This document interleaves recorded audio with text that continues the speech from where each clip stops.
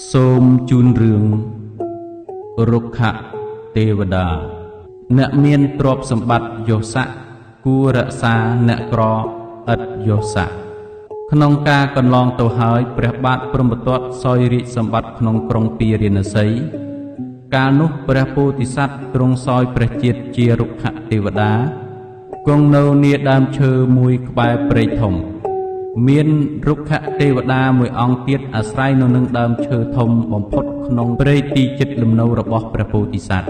ក្នុងព្រៃនោះមានរាជសីហ៍និងខ្លាធំអាស្រ័យនៅផងដោយហេតុតែរាជសីហ៍និងខ្លាអាស្រ័យនៅមនុស្សទាំងឡាយមិនហ៊ានទៅធ្វើស្រែចម្ការនៅក្នុងទីជិតព្រៃនោះឬកាប់ដើមឈើក្នុងព្រៃនោះឡើយព្រោះខ្លាចសត្វទាំងពីរនោះបៀតបៀនសីហៈនិងខ្លាតែងចាប់មរឹកផ្សេងស៊ីជាអាហារចោលសាច់និងឆ្អឹងគោពីពេញព្រៃនោះសាច់និងឆ្អឹងសំណល់ទាំងឡាយនោះក៏រលួយរលិចមានក្លិនឆ្អេះឆ្អាបស្អុយផ្សាយទៅពេញព្រៃទាំងមូល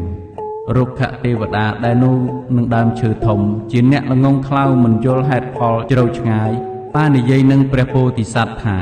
ណែសម្លាញ់ព្រៃនេះមានក្លិនស្អុយអាសោចពេកណាស់ព្រោះតែសត្វសីហៈនិងខ្លាដែលជាសត្វចង្រៃយើងត្រូវដេញវាឲ្យរត់ចេញទៅកុំឲ្យនៅតទៅទៀតព្រះពោធិសត្វនិយាយខាត់ថាណែសម្លាញ់អ្នកមិនដឹងទេឬវាមានរបស់យើងដែលតាំងនៅបានព្រោះអាស្រ័យសត្វទាំងពីរនេះឯងបើយើងដេញវាទៅមនុស្សទាំងឡាយកាលមិនឃើញដានជើងសីហៈនិងខ្លាធំហើយក៏នឹងនាំគ្នាមកកាប់ឈើឬព្រៃជីកគាស់ឲ្យស្រឡះយកទីព្រៃទាំងមូលធ្វើជាស្រែចម្ការវិមានរបស់យើងមុខជាវិនាសមិនខានព្រោះហេតុនោះអ្នកកុំចូលចិត្តចង់ដេញសត្វទាំងពីរនេះឡើយទេវតាឆោតងងនោះទោះបីព្រះពោធិសត្វនិយាយប្រាប់យ៉ាងណាក៏មិនធ្វើតាមឡើយថ្ងៃមួយបាននិមិត្តខ្លួនធំសម្បើមអស្ចារ្យលងបន្លាចគ្រហឹមគំរាមដេញរាជសីហ៍និងខ្លាទាំងពីរនោះឲ្យរត់អស់ទៅមនុស្សទាំងឡាយកាលមិនឃើញដានជើងរបស់សត្វទាំងពីរនោះហើយក៏សង្កល់ថារាជសីហ៍និងខ្លាមិននៅទីនោះទេ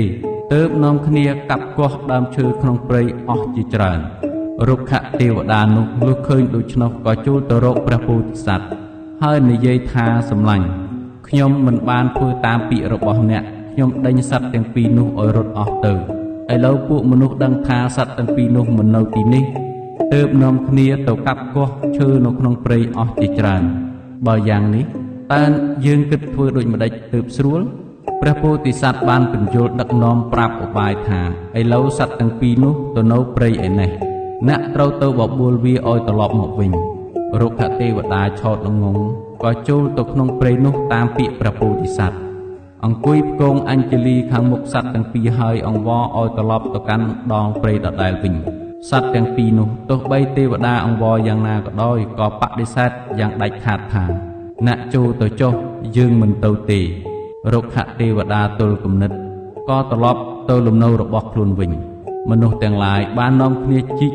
កាប់គាស់កកាយរំលើងរំលំដើមឈើរហូតអស់ព្រៃធំនោះទៅឯទេវតាឆោតល្ងងក៏ខានបានទៅនៅទីនោះតទៅទៀតរឿងនេះចប់តែប៉ុណ្ណេះសូមអរគុណ